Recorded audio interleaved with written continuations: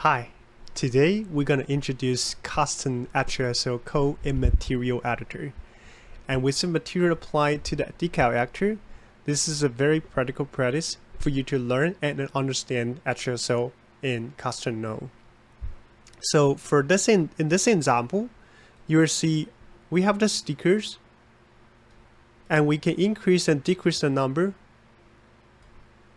and we can toggle the area, expand it, trim it, and adjust the seat as well. So without further ado, let's jump in. Alright, so the first thing we need to do is to create a material. Let's create a material real quick. We name it stickers.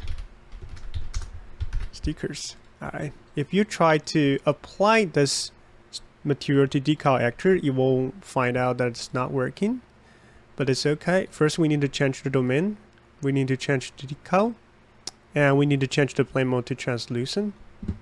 You hit save. And you try it again. Now it will work. But there's nothing on top of it. So the first thing I wanted to do is trying to get my texture sample.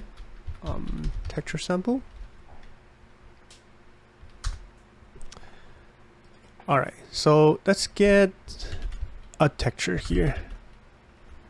I have a smiling face. I have my alpha here. Alright, pretty cool. Now you see something. But it's kind of like a print. It's kind of like a graffiti instead of a sticker, right? So now we need to try to update the normal. Let's give it a 3 dimension vector. Let's give the Z to 1. It's pretty much the same value as this as a default value. Once you save, see, remove the sticker. It removes the normal underneath. Okay, so let's first do the thing. All right. And then the second thing we're trying to do here is we need to add the texture coordinates. Okay. Let's add a scale, add a multiply. Let's give this to a parameter. We call it scale. Let's reset it to default value 1. Okay. Okay, so right now we're trying to scale it from the center, but how do we do that? How do we actually do from the center?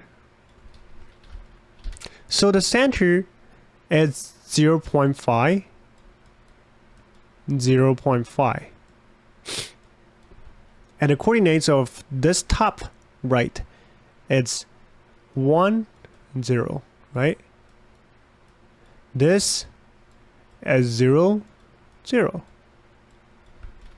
So what we're trying to do is when we scaled it up, we also need to offset the value to here, 0.5, 0.5. Every time when we scaled it up, we need to offset at the same time the value of the center. Okay, so that's our goal. But first thing we need to do is trying to get this tiling things away. There are multiple ways to do it. You can get from the texture sample. You can clamp it. It'll go away. But I personally prefer to just clamp. Use the clamp function to do it. So basically, it helps you to keep all the values, all the coordinates over 1 to 1. All the values are 0 to 0. So basically, there are only 0 to 1 on the coordinates everywhere. All right, now we have clamp, we have scales, and we know need to shift it. Let's just give a quickly update the value. Basically, if you wanted to scale to 2, you have to get a minus 0.5 value. So you shift it this way, and if you increase the scale value to 3, then you need to offset 1. If you want to scale 4, you need to offset 0.5, just 1.5, 5, and 2. Okay, so this is a basic idea of the relationship. If you find all the values, you can easily find the formula of it. Right now, I just review the formula to you. Okay, so you subtract the scale value and you divide by 2. So this is the formula. Right now, if you scaled it, it will always be in the middle.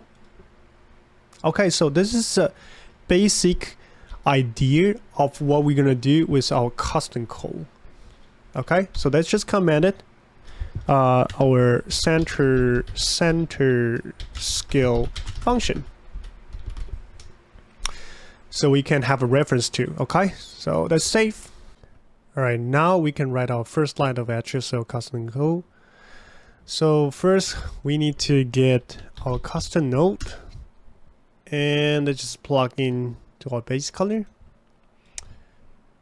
And what we need to do the first is to get the texture sample. Okay, so let's do texture sample, txture sample. This is the commands. So basically it's helping you to remember what you do with the next line. Okay, so in HLSL, very easy to define the variable. You just do the type first. We're gonna define a flow for texture variable. So I'm gonna name it texture outputs. You can name whatever you want, just remember it.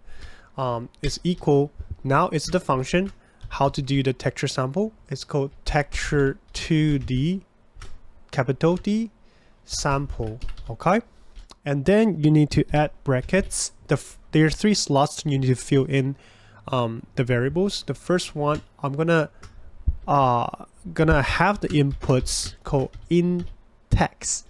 Remember, this is gonna be my inputs variable, inputs parameter. Okay, so, and the second, it has to have the prefix of the first inputs, which is the in text. This is gonna define the sampler, what he's looking at, what texture or what variable he's looking at. So you're gonna to add in text as the prefix of sampler and add sampler. So this is the definition. Okay, so the third, we're gonna define the coordinates. We're gonna to have a input coordinates. I'm gonna name it UV coord. Okay, and semicolon. And I'm gonna comment return value. I'm gonna call it out. I'm gonna do return on text output. If you try to save, you'll find there are errors. So if you go to the details panel, we need 2 inputs now. One is called in text. You're going to inputs, and you're gonna add another. It's called UV coord. Just right here. Okay, now I have this 2. I'm gonna to get the texture objects. I'm gonna plug in here, or you can just copy the texture sample, and you right click to convert it to texture object. This just kind of including a T smiling face already, and I need a UV coord, so I'm gonna copy this one. And you save. In my case, right now you don't see anything because my texture RGB are all white. Only alpha has very clear value textures. So I need to return texture output alpha. By the way, if you go to this custom node, you will notice the output type right now is set to float 3, which is okay if I assign the alpha to all 3 slots in the vector float 3 vector. And right now you're seeing the RGB colors all using my texture alpha. We have our functions, center scale function right here. We can actually plug into UV chord and we can do exactly the same thing. That's the same because currently the code is doing texture sample, okay? But that's not what we're trying to do. We wanted to write entirely function into custom HLSL code. So we need to define the UV chord. Right now the UV chord is coming from this. We need to write a function of this to plug into here, right? So now we need to add a function called center scale. We just give it a command center scale. We're gonna define a new variable. It's a float2 variable because texture coordinates is float2 data. We're gonna call it UV scale. Okay, so let's take a look. UV scale right now, let's try to do texture coordinate multiply scale. Okay, so UV scale is actually UV coordinates times scale. Okay, so let's take a look. It gives us an error because we have defined a new inputs. We haven't given data yet, so let's give it a new inputs scale. Alright, let's change this. Texture sample, we're gonna sample a new UV coordinate called UV scale that we new define. Okay, so right now you see this does exactly the thing of texture coordinate times scale. This is exactly UV scale times scale. This times this. This does exactly the thing. So we need to add this value. We need to add this value, right? So let's do that. Space. That's add a 1 minus scale divide 2. So let's do that. All right. Okay. Right now we see a scale from the center, but another issue came out, which is you can see the tiling again, which here we have the clamp. We can do the same thing here. So let's do it. Let's add another function called clamp. We define a new variable called UV clamp, and what we're gonna do is we're gonna introduce a new function called clamp. We're gonna get our UV scale clamp to 0 to 1, right? That's what we do here. And we're gonna plug this UV clamp to our texture sample, which we're gonna do it here. Okay. And right now, if we scale it down, you won't see the tile again, okay? Now we finish our first function, and then we can command it. We're gonna keep it, okay? We're gonna say this is our first HLSL code. We do center scale texture sample. Okay, so then we're gonna copy and paste it. The second step we're trying to do is we wanted to do randomize position. So let's say random positions, and we're gonna introduce for loop function for loop. You come to this pin and you control and left click, you can drag it and plug into another node, okay? In case you don't know. Okay, so right now we have the basic function, and we need to continue to work on that. Okay, so the first thing we need to do is to introduce for loop. So we're gonna say for, and we're gonna define an integer called I. It's equal 0, and we're gonna say I is decilin 10, and what I gonna do in the for loop is I is gonna plus plus, okay, and then we're gonna have this big bracket. Okay, so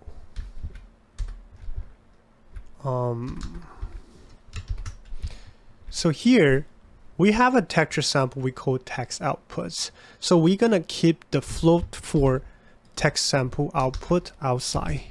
We're gonna define the texture output here. We're gonna give it a 0, 0, 0, 0 value. Okay, so here we're gonna define another for loop for for loop use texture sample. So we're gonna call it text for loop. Okay, so each time when it comes to the iterations, it will generate a texture. So we're gonna store this texture value into the real output that we want. So this is just a temp level, like a temp texture. Okay, let's just do temp, texture temp. Okay, text temp. Okay, so we're gonna store text temp into text output. So each time when we sample the texture is a temp, it's a temporary texture. Okay, so what we do is we're gonna say text output, let's use plus equal text temp. So let's do it here, and let's take a look what happens now.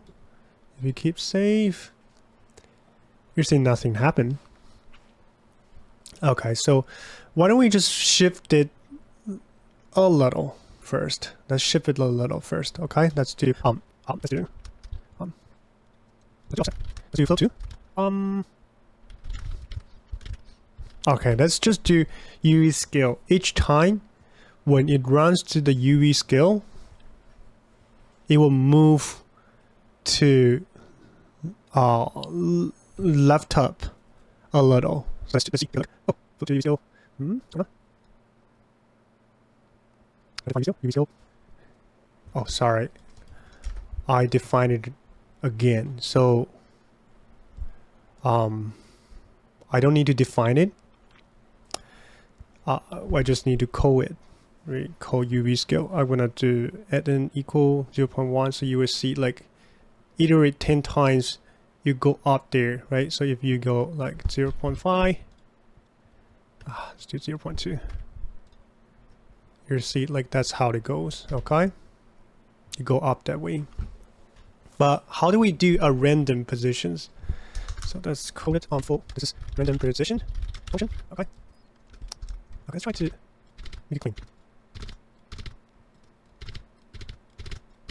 Oh yeah, this looks better. Okay. So in order to do a random positions, we need to add a random seed. Add a random seed so we can from the seed to iterate it to get a random positions for the UV offsets. Okay. So right now we need to declare the seed. We're gonna add a seed. Initial the seed. We're gonna call it a float 2. We're gonna define a variable float 2, which is gonna call it seed. Okay. Float 2. Let's just give it a random number, and y it's okay, it's a random number. Okay, and now we can come back to the for loop. We're gonna give that seed iterate random seed, right? Give the seed, give a fraction of seed time Okay, that's what we were trying to do. And once we have the seed, we're gonna do the offset. What can we do with the offset? We need to define a new float2 variable. Okay, let's do a float2 variable. We're gonna call it UV offsets. This is gonna equal. I'm gonna add a render offsets. I'm gonna render offsets. Okay, so we're gonna run a render offset. So for this render offset, what we need to do is we need to define render offsets. Okay, so R&D offset is lerp. Okay, 1. We're gonna get seat. So basically, this will come with a fraction. So the fraction we're gonna determine a random offset value for -1 to 1. So one of this place, right? And then we have this UV offsets. It's equal UV scale, which is up here, which is the UV scale, and we can random at the random offset value. We need to define the offset. Okay, so let's try. It's a bit too little. You cannot really see. Wow, you cannot really see any differences. Okay, UV offset. Sorry, this had to plug in UV offset. UV offset. This one we need to plug in here. So we had this. Okay, so we had this. All right, now we're trying to get colors, the random colors. We can copy the whole section and we paste it, and then we change the commands here. We say random colors. We're still gonna do it inside a for loop. Okay, so each time, because we want random colors, so each time it should be different. Okay, so right now we have this for loop texture sample. Let's just kind of define it under the texture sample. Okay, we're gonna define colors. We're gonna define random colors. We're gonna define that's first to define a random red. Okay, a random red is gonna equal the fraction of seed x time. Okay, so that's generate random green, which is the second triangle, fraction seed dot y.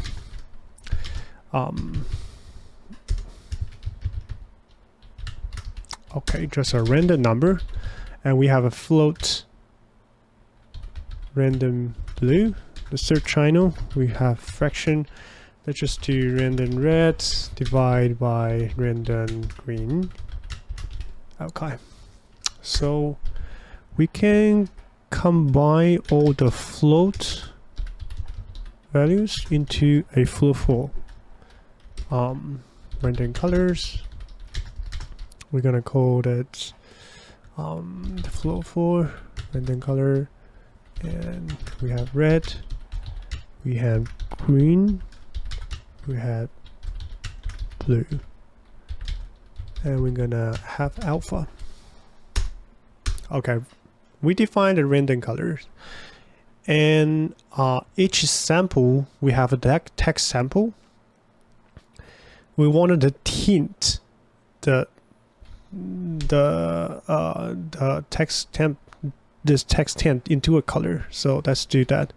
Let's tint the color, tint color to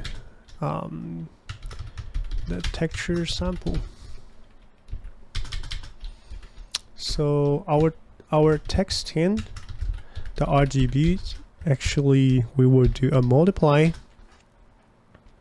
to R&D color, the RGB.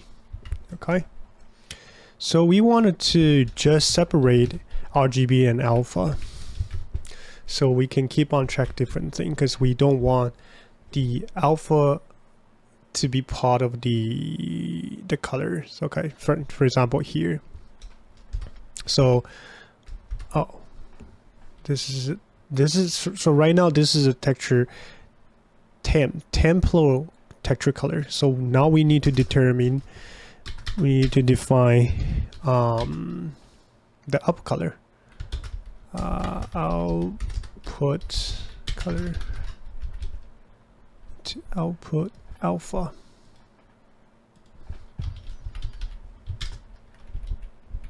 Okay, so we have the text output RGB.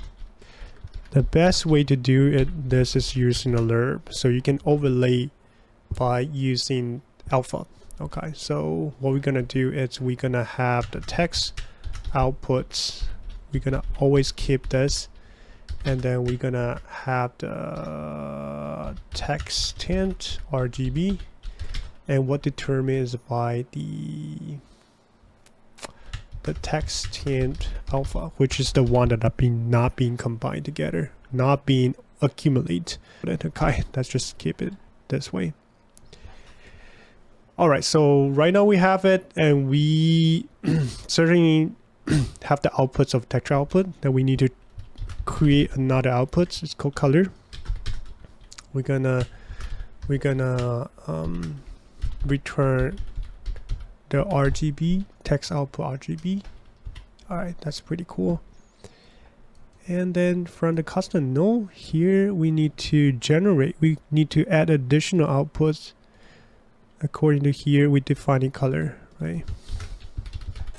And remember to change the output type to flow 3, right? So return, we have alpha, then color is the RGB color. So let's give the base color our color. Return, let's give it opacity. There you go. La. And we can control the scale. Okay. If you want more values, right here. Okay. And now move on from this. We wanted to have more control over this. For example, we can change this 20 to parameter, input parameter, so we can control from outside. Let's do that, okay? So let's copy the whole section. Again, that passed it. Here, then we're gonna say we're gonna add additional controls, inputs, control. Okay, so first thing we wanted to control this. Let's say we're just gonna say number, okay? And excuse me, and we have a num, and I just convert a parameter. It's called num. Let's do that. Oh, what's going on? Oh, sorry, we need to plug in here. This color alpha. So right now you see we can control the number. Okay, that's pretty cool. The next thing I want to control is how far it can go. Right now it's limited to basically the render offset is giving us lerp to -1 to 1. It's only this big, right? So we can actually time another inputs. Let's just say area. Okay, time area, and then let's just get another inputs. We're gonna call it area. We're gonna create a new parameter. We're gonna call it area. So it determines how far it can go. Okay. All right. And after this, I want to be able to control the seed as well, like the whole random seed thing. Let's just add a value. Okay, add a random seed. Random seed. Okay.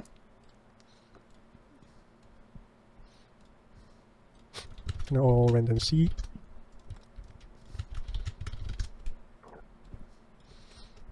All right, let's try to create different thing. Now we can control almost everything. Now you have the control of the scale, number, and area, and random C. We can actually make it even more complicated. For example, we can do like 2 stickers, and to rotate to the random rotation scale, we have this. So again, let's come back to our class and take a look what we have here. Let's come back to the very beginning of the class. We learned how to do a center scale function just using texture sample, and also a custom formula that we calculate for either scale the texture at the same time shifting the positions, shifting the UV coordinates. And then we go to just kind of transfer the function into the HLSL code. And later on, we introduce another function called for loop for HLSL, and we can create a random position from it, and then we add the colors to it, right? We have the random colors to it. And then finally, we just kind of swap out some of the numbers that we put in and just giving additional control over the things. So I hope you enjoyed this class, and again, we can have a more detailed or in-depth look at how we can create random rotation and add another texture, let's say. I will see you next video. Bye bye.